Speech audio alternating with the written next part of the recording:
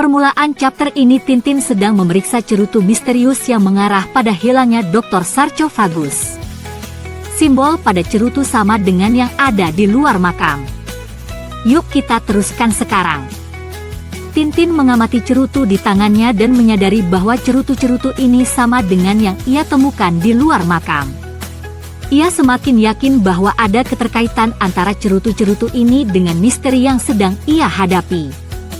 Simbol pada cerutu tersebut identik dengan yang ditemukan di makam, membuatnya semakin curiga bahwa ini bukan sekadar kebetulan. Tintin berpikir keras, mencoba menghubungkan semua petunjuk yang ia temukan sejauh ini. Ia membandingkan cerutu yang ada di tangannya, memperhatikan simbol yang tertera di sana. Semuanya memiliki cap yang sama, simbol misterius yang menyerupai lambang dari makam tempat ia berada. Ini semakin menguatkan dugaan Tintin bahwa cerutu-cerutu ini memiliki peran penting dalam misteri yang menyelimuti penghilangan Dr. Sarcophagus. Tintin mulai berpikir bahwa mungkin cerutu-cerutu ini bisa menjawab semua misteri yang ada. Jika ia bisa mencari tahu lebih lanjut tentang asal-usul cerutu ini, mungkin ia bisa menemukan jejak yang mengarah pada dalang di balik semua kejadian aneh ini. Dengan penuh rasa ingin tahu, ia memutuskan untuk menyelidikinya lebih lanjut. Namun ia tak menyadari bahwa bahaya sedang mengintainya. Tiba-tiba Tintin merasakan kepalanya mulai pusing. Ia terhuyung sambil memegang kepalanya, merasa ada sesuatu yang tidak beres. Snowy tampak khawatir melihat keadaan majikannya. Tintin berusaha tetap sadar, tetapi rasa pusing itu semakin kuat membuatnya sulit untuk berpikir jernih. Tintin segera menyadari bahwa bau yang ia hirup adalah semacam obat bius. Asap yang memenuhi ruangan berasal dari cerutu-cerutu tersebut dan seseorang pasti telah merancang jebakan ini untuknya. Ia mencoba menahan napas dan tetap sadar, tetapi efek bius itu terlalu kuat. Snowy juga tampak mulai terkena efek obat bius itu. Dalam keadaan setengah sadar, Tintin mulai melihat hal-hal aneh di sekelilingnya. Ia melihat dirinya dan Snowy berada di dalam peti mati seperti mumi Mesir kuno. Ia berteriak, "Tidak! Jangan!" mencoba melawan efek dari obat bius yang semakin membuatnya kehilangan kesadaran. Namun penglihatannya semakin kabur dan ia mulai kehilangan kendali atas tubuhnya. Asap semakin tebal dan dalam kondisi setengah sadar, Tintin mulai melihat bayangan-bayangan aneh. Sosok berkepala anjing seperti Anubis dan figur-figur Mesir kuno muncul di sekelilingnya. Ia merasa seperti sedang ditarik ke dalam dunia lain, sebuah dunia yang penuh dengan simbol-simbol kuno dan misteri yang belum terpecahkan. Di tengah halusinasi akibat efek obat bius, Tintin melihat gambaran seorang raja Mesir yang sedang menerima sesuatu dari seorang pria berjanggut. Seolah-olah ada sebuah kisah kuno yang ingin diceritakan kepadanya melalui penglihatannya ini. Dalam penglihatannya, Tintin melihat dirinya sedang diangkat oleh seorang pria berpakaian Mesir kuno dan Snowy yang berbadan manusia. Mereka tampak membawa Tintin ke suatu tempat, sementara seorang pria berjanggut mengawasi mereka sambil merokok.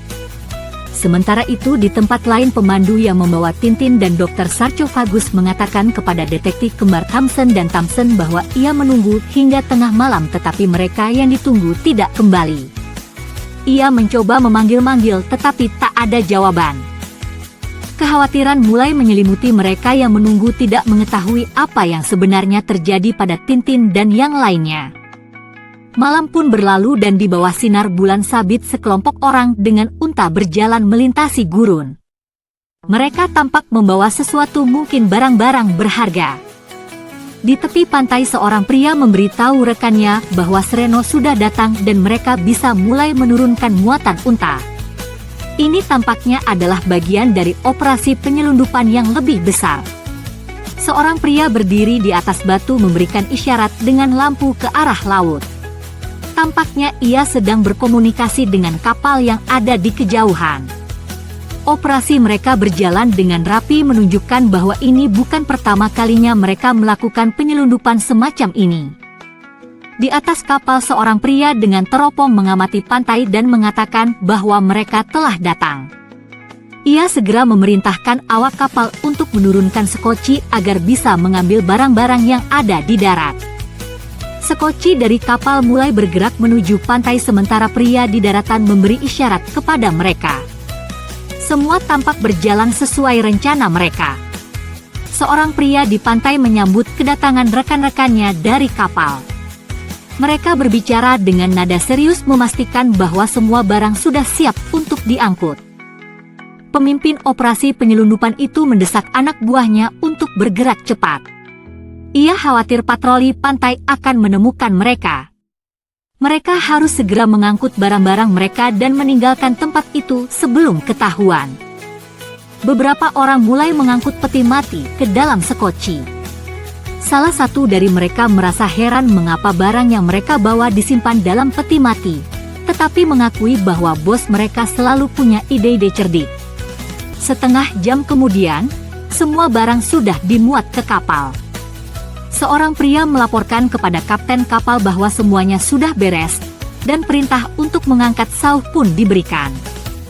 Tiba-tiba mereka tampaknya mendengar suara sirene patroli laut. Mereka terkejut sekali mengapa tiba-tiba ada kapal patroli yang biasanya tidak ada. Mereka pun disorot oleh lampu sorot dari kapal patroli. Di tengah laut sebuah kapal patroli tampak mengejar kapal lain yang lebih besar. Salah satu petugas di kapal itu berteriak bahwa kapal yang mereka kejar adalah milik Alan, seorang penyelundup yang terkenal licik. Mereka bersiap untuk menangkap kapal tersebut dan memastikan bahwa kali ini Alan tidak bisa lolos. Gelombang laut yang bergelora menambah ketegangan dalam pengejaran ini. Di atas kapal yang dikejar, kapten kapal dengan wajah tegang memberikan perintah kepada anak buahnya. Ia menyadari bahwa patroli pantai telah mendekat dan tidak ada waktu untuk berpikir panjang. Dengan panik ia memerintahkan agar peti-peti yang mereka bawa segera dibuang ke laut. Mereka berharap dengan cara ini tidak akan ada bukti yang tersisa untuk menjerat mereka. Tanpa ragu anak buahnya segera melaksanakan perintah. Dengan suara biur, peti-peti tersebut dilemparkan ke laut. Air laut memercik saat peti-peti itu tenggelam ke dalam kegelapan. Mereka berharap tindakan ini bisa menyelamatkan mereka dari kejaran patroli pantai. Beberapa jam kemudian kapten kapal penyelundup berdiri di atas dek mengamati laut yang mulai tenang. Ia merasa lega karena mereka berhasil membuang barang bukti sebelum tertangkap. Dengan percaya diri ia meyakinkan dirinya sendiri bahwa jika peti-peti itu masih ada di kapal mereka pasti sudah ditangkap sekarang. Seorang anak buah datang dengan tergesa-gesa membawa sebuah pesan radio. Ia memberitahu kapten bahwa pesan ini tiba ketika polisi masih berada di kapal. Kapten penasaran dan meminta untuk melihat pesan tersebut. Wajahnya mulai menunjukkan tanda-tanda kekhawatiran yang semakin besar. Pesan radio tersebut berisi perintah yang mengejutkan. Ternyata mereka telah salah mengirim 3 peti mati yang berisi tawanan. Mereka diperintahkan untuk menjaga tawanan tersebut dengan ketat sembari menunggu perintah selanjutnya. Pesan ini diulang beberapa kali untuk menegaskan betapa pentingnya perintah tersebut. Kapten terkejut dan panik setelah membaca pesan tersebut. Ia baru menyadari bahwa peti-peti yang mereka buang ke laut tadi bukan hanya barang bukti biasa, tetapi berisi orang-orang yang seharusnya mereka jaga. Dengan wajah cemas ia bertanya bagaimana cara mereka bisa menemukan kembali peti-peti itu di tengah laut yang luas. Keadaan semakin kritis dan kesalahan ini bisa menjadi bencana bagi mereka.